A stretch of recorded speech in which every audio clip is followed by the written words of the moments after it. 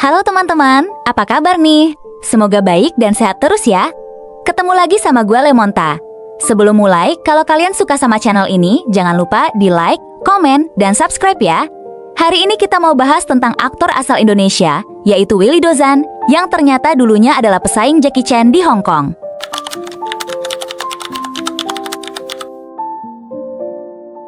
Di bawah langit Magelang, Jawa Tengah, pada tanggal 10 Februari tahun 1957, sebuah lembaran takdir mulai dituliskan dengan lahirnya seorang bayi laki-laki berdarah Tionghoa yang diberi nama Chuang Chenli.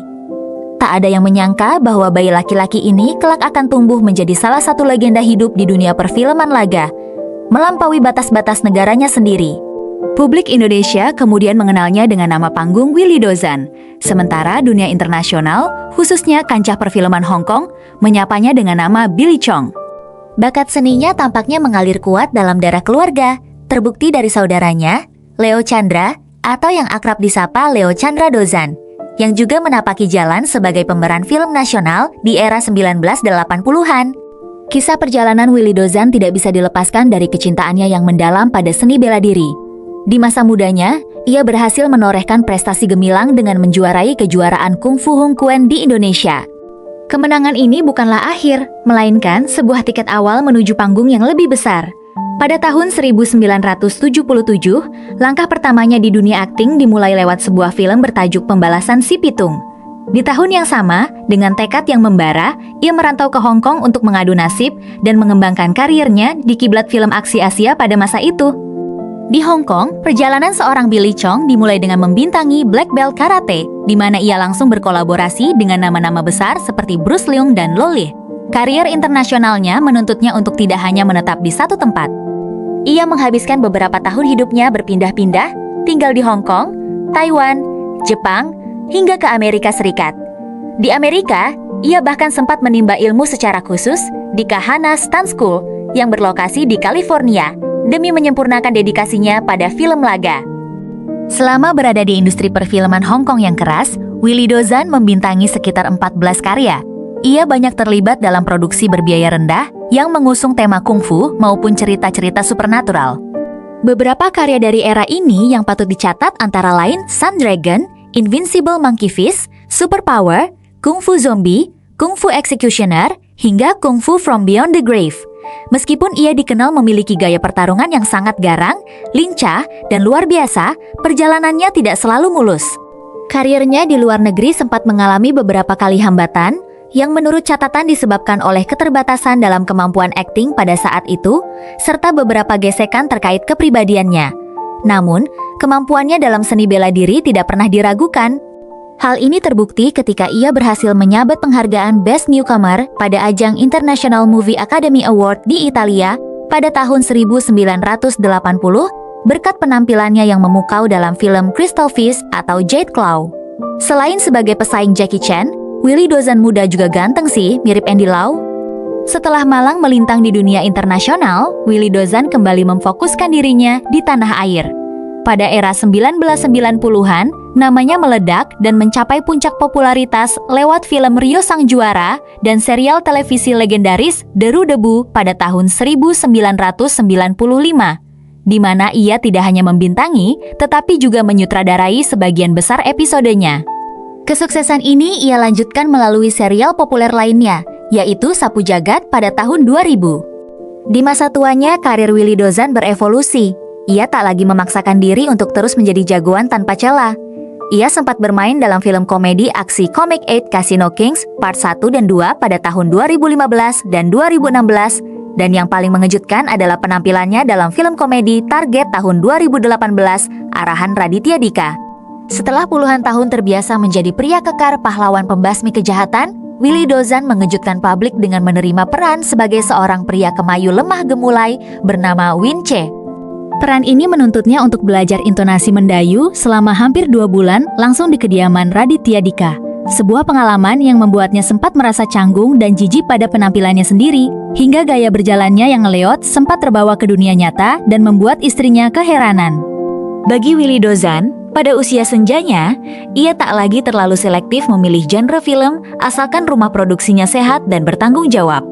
Sebuah prinsip yang ia pegang teguh setelah pernah merasakan pahitnya tidak dibayar usai membintangi beberapa episode sinetron.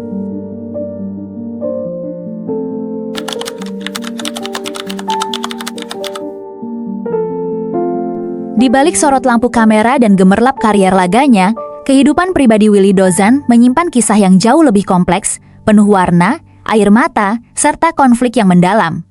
Lembaran asmaranya dimulai ketika ia yang sebelumnya memeluk agama Kristen, memutuskan untuk berpindah keyakinan menjadi seorang Muslim menjelang pernikahannya dengan penyanyi pop legendaris tanah air, Betharia Sonata.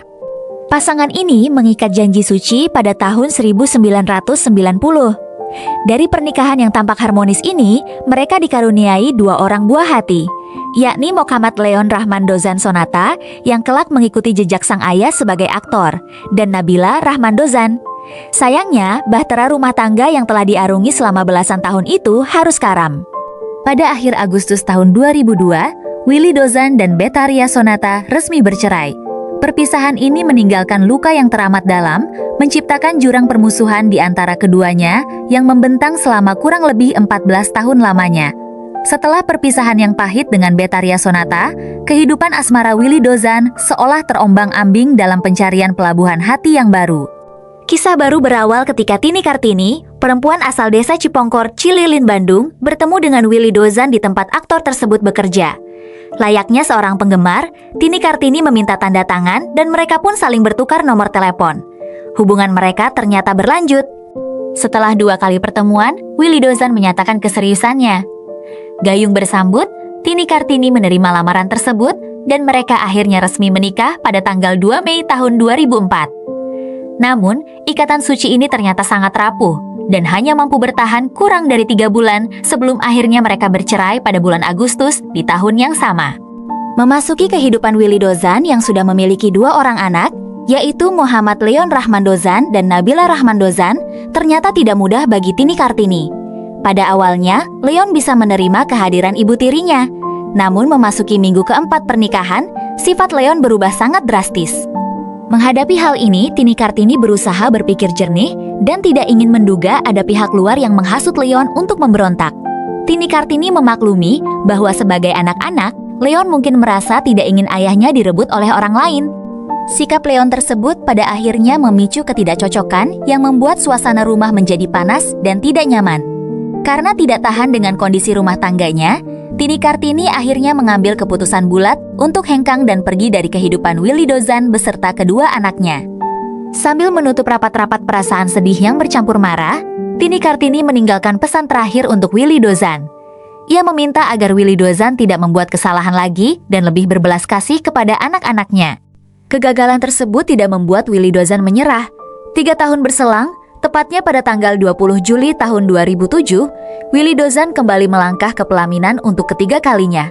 Kali ini ia menikahi seorang gadis muda bernama Chika Revieta yang saat itu baru menginjak usia 21 tahun, terpaut jarak usia yang sangat jauh dengannya.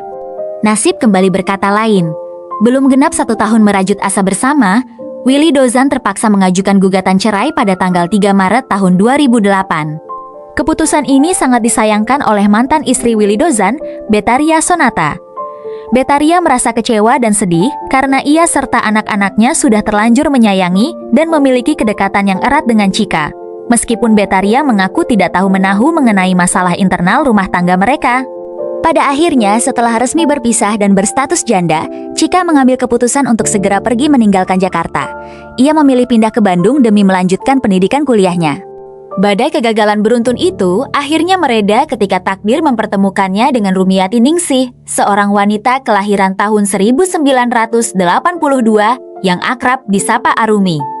Meskipun rentang usia mereka terpaut jauh, cinta dan kecocokan menyatukan mereka dalam ikatan pernikahan yang digelar pada bulan November tahun 2010. Dari pernikahan keempat inilah, Willy Dozan menemukan ketenangan sejati. Mereka dikaruniai seorang putra bernama River Rahman Dozan.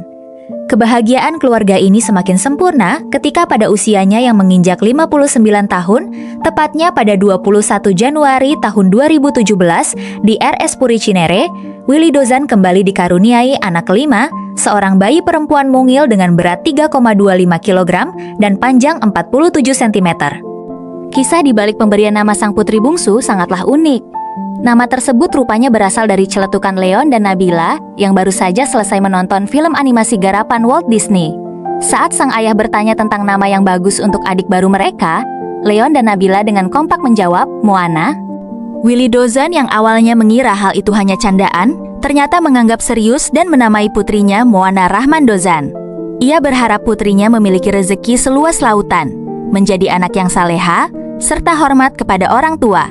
Kehadiran Moana di usia senja Willy Dozan membawa kebahagiaan luar biasa. Ia merasa bangga dan bersyukur masih diberi keturunan di saat teman-teman sebayanya sudah sibuk menimang cucu.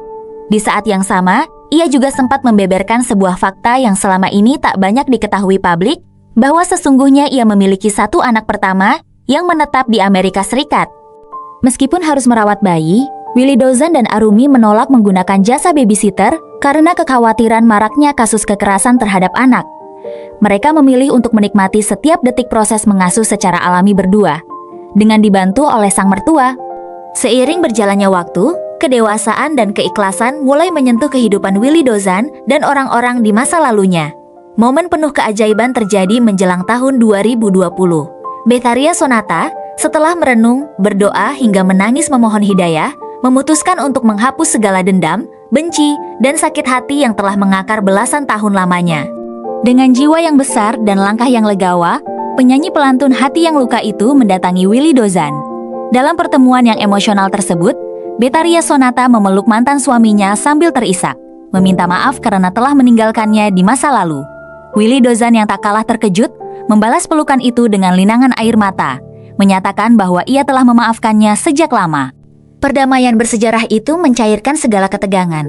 Sejak saat itu, hubungan mereka kembali harmonis, bukan sebagai suami istri, melainkan sebagai keluarga yang saling mendukung. Keharmonisan ini terwujud nyata dalam kehidupan sehari-hari. Betharia Sonata bahkan terlihat hadir memeriahkan pesta ulang tahun Moana yang kedua pada Februari tahun 2019, menjalin silaturahmi yang hangat dengan Arumi, istri Willy Dozan saat ini.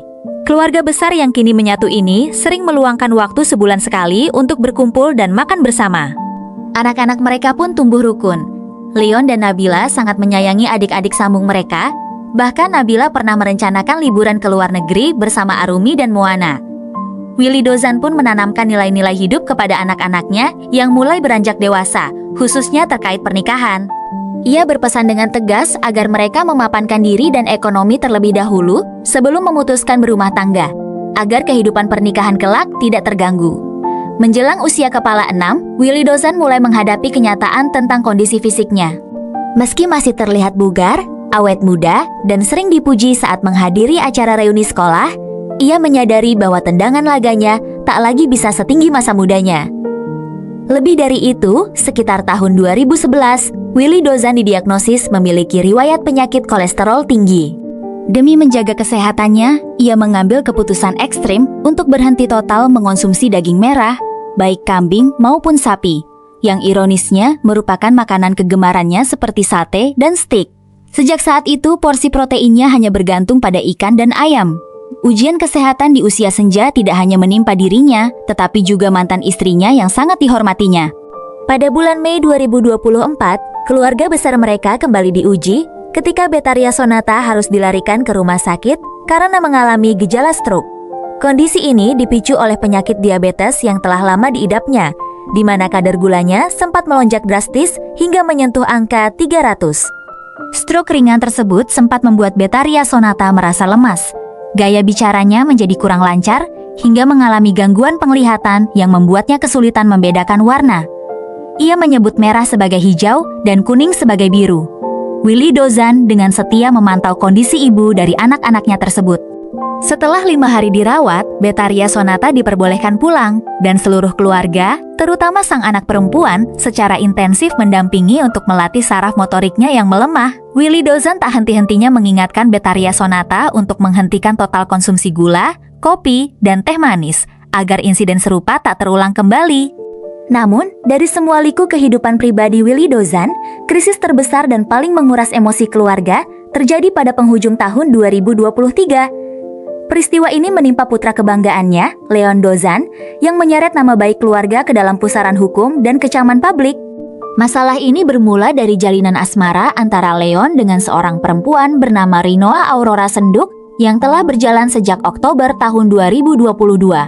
Hubungan anak muda yang awalnya diwarnai benih-benih cinta, perlahan berubah menjadi hubungan yang toksik. Menurut pandangan Willy Dozan, baik Leon maupun Rinoa memiliki sifat yang hampir mirip. Sama-sama posesif, baperan, pencemburu, dan mudah tersulut emosi. Willy Dozan bahkan sejak awal telah memprediksi dan memperingatkan putranya bahwa hubungan mereka tampaknya sulit dipertahankan karena terus-menerus memanas. Puncak dari petaka asmara itu meledak akibat rasa cemburu buta Leon saat memergoki Rinoa berbalas pesan singkat dengan seseorang yang tidak diketahuinya. Terbakar emosi, Leon melakukan tindakan kekerasan terhadap Rinoa sebanyak 2 kali. Yang pertama terjadi pada 30 September tahun 2023 di sebuah mal di kawasan Cinere, dan yang kedua terjadi pada dini hari tanggal 7 November tahun 2023 di apartemen Rinoa di kawasan Gambir, Jakarta Pusat. Pada insiden kedua, Leon dikabarkan mendatangi apartemen Rinoa secara tiba-tiba pada pukul 4 pagi, menggedor pintu dan memanggil namanya. Saat Rinoa turun ke lobi untuk menemuinya, percekcokan tak terhindarkan. Pertengkaran fisik pun terjadi yang mengakibatkan Rinoa mengalami trauma ketakutan serta menderita sejumlah luka lebam di bagian tangan, sekitar leher, paha, dan otot bisep, yang kesemuanya terekam jelas dalam hasil visum kepolisian. Sebuah video yang memperlihatkan Leon tengah memiting leher Rinoa, viral dan mengguncang dunia maya. Ironisnya, dalam video tersebut, Leon yang tengah dikuasai amarah terdengar melontarkan umpatan dan kata-kata kasar yang menghina institusi kepolisian Republik Indonesia. Pada tanggal 8 November, pihak Rinoa yang tak tahan dengan perlakuan kasar tersebut secara resmi melaporkan Leon ke Polda Metro Jaya, yang kemudian laporannya dilimpahkan ke Polres Metro Jakarta Pusat. Malam hari tanggal 16 November tahun 2023, dunia Willy Dozan seolah runtuh ketika polisi menyambangi kediamannya di Cirendeu, Lebak Bulus, dan menangkap Leon. Keesokan harinya, Leon resmi ditahan dan ditetapkan sebagai tersangka dengan 2 jeratan pasal sekaligus. Pasal 351 KUHP tentang penganiayaan dengan ancaman 5 tahun penjara, serta pasal 207 KUHP atas penistaan terhadap institusi Polri. Sebagai seorang ayah, perasaan Willy Dozan campur aduk antara prihatin, kecewa, dan harus tetap tegar. Ia secara terbuka menyatakan kemarahannya yang amat sangat atas kelancangan Leon mengumpat institusi kepolisian. Namun terkait tuduhan penganiayaan murni, Willy Dozan sempat melontarkan pembelaan di sebuah acara televisi, menyebutkan bahwa kejadian tersebut sebenarnya adalah bentuk saling tarik-menarik, karena Rinoa juga disebutnya memiliki sifat kasar dan suka menampar. Meski membela putranya, Willy Dozan tetap mengakui kesalahan Leon. Ia dan Betharia Sonata segera menurunkan ego mereka. Kedua artis senior itu berbesar hati menelepon ibunda Rinoa, Yuliana Asaat, untuk meminta maaf secara tulus dan tidak membenarkan perilaku putra mereka. Willy Dozan rutin membesuk Leon setiap hari di penjara, melihat langsung penyesalan mendalam dari sang putra yang akhirnya bisa bersikap legawa dan menerima buah dari perbuatannya. Di hadapan media dan kepolisian, Leon menyampaikan permohonan maaf yang sebesar-besarnya kepada Kapolri dan institusi Polri atas kekhilafannya, serta meminta maaf kepada Rinoa dan keluarganya. Setelah melalui berbagai negosiasi dan upaya restoratif justice, secercah cahaya perdamaian mulai terlihat. Pihak kepolisian tidak serta-merta membebaskan Leon meski syarat formil perdamaian terpenuhi, karena mereka harus memastikan penyelesaian ini tidak menimbulkan keresahan di masyarakat. Akhirnya, karena melihat itikat baik dan perubahan sikap, Rinoa secara resmi menyerahkan surat permohonan pencabutan laporan pada 4 Desember tahun 2023. Atas dasar perdamaian dan pertimbangan hukum, Leon akhirnya mendapatkan penangguhan penahanan dan melangkah bebas dari BUI pada tanggal 8 Desember tahun 2023. Pembebasan Leon menjadi momen yang sangat emosional bagi keluarga. Sekeluarnya dari penjara, Leon langsung bersimpuh mencium kaki dan tangan ibundanya, Betharia Sonata, serta memeluk erat sang ayah, memohon ampun atas aib dan kerepotan yang telah ia perbuat. Kejadian kelam ini menjadi titik balik bagi Leon untuk mendekatkan diri pada agama dan berusaha memperbaiki nama baiknya. Di sisi lain, sebuah akhir yang mengejutkan sekaligus menghangatkan hati muncul dari penyelesaian kasus ini. Sebagai bentuk ketulusan dari perdamaian yang telah disepakati, Willy Dozan mengambil sebuah langkah besar dengan mengangkat Rinoa Aurora sebagai anak angkatnya. Meskipun Rinoa mengaku trauma, ia berusaha melupakan masa lalu yang kelam itu dengan niat yang baik. Sementara Betharia Sonata memohon doa agar sang anak angkat barunya bisa cepat pulih dari luka batin.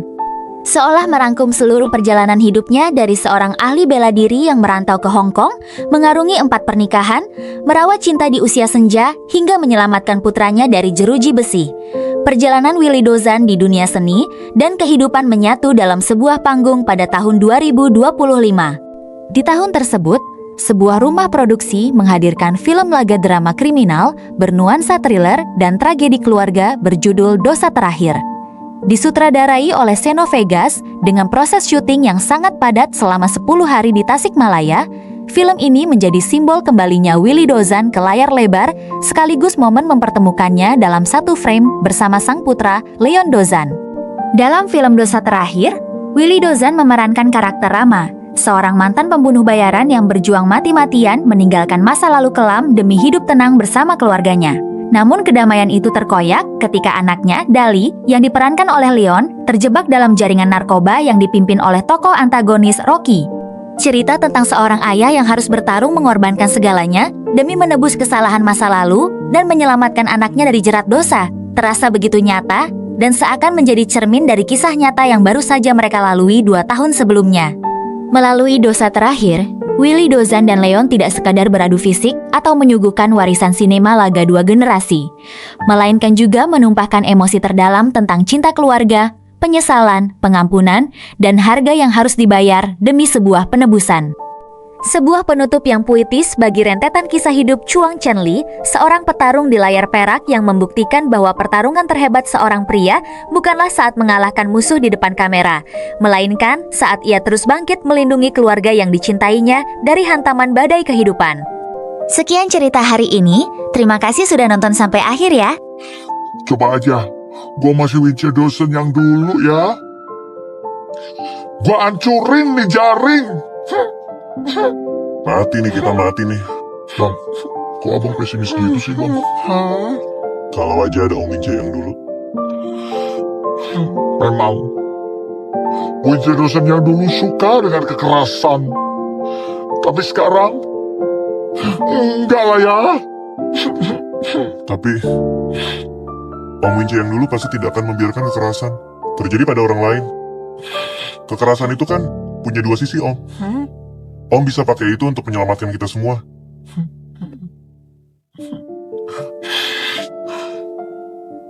Ya.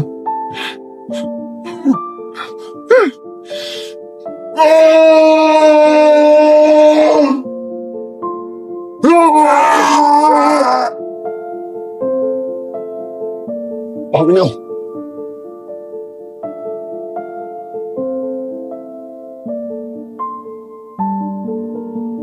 Ini hanya untuk orang yang lemah.